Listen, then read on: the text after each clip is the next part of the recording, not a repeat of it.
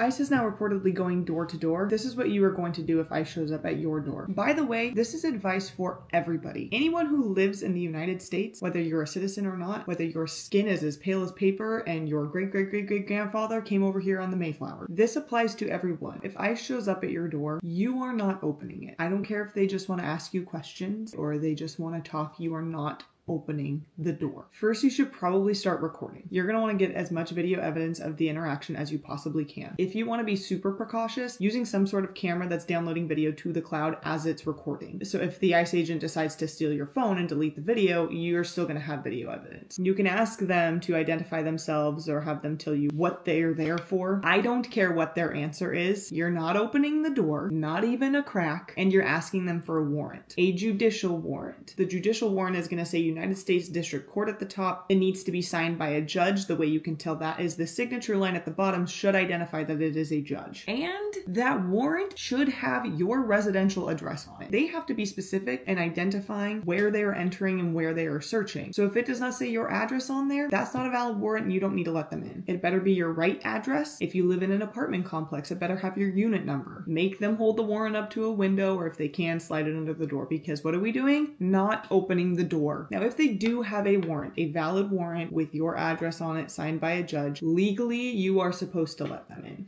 And I will leave it at that. If they do not have a warrant, that should be end of story. You're going to say to them, I do not consent to you entering my home. Loud and clear so the videos get it. However, they are going to lie to you. They're going to lie to you and say they have one, it's in the car, we're getting one. They're going to try to strong arm you, scare you, or convince you to open that door. That door is staying closed. In this next piece of advice, it's not the advice that I would like to give, but it is the most legally sound advice that if you do end up in court, this is the best way to set yourself up. So if they barge their way through the door, continue to say loud and clear that you do not consent to them entering your home. You do not consent to them searching your home. And you will tell them that you would like to speak to an attorney. If they are trying to arrest you, if you are not free to go, assert your right to an attorney. They're not going to listen to you, but the purpose is that you have evidence that you did not consent to this. You're not going to say anything else. Okay? You're not going to answer any questions. You're not going to sign anything. Your mouth should be glued shut. We have a constitutional protection against the government, and we should not be giving them freebies. Even if you were doing nothing wrong, you're not going to rat out your neighbors, and you are going to exercise your right to remain silent like a good American. Silence is not admission. Silence is a right. For my fellow white people, if you are thinking that this is a very scary time, I urge you to channel that fear and turn it into motivation and action. They want to scare people into not leaving their homes, into not standing up for their black and brown neighbors. They want to scare people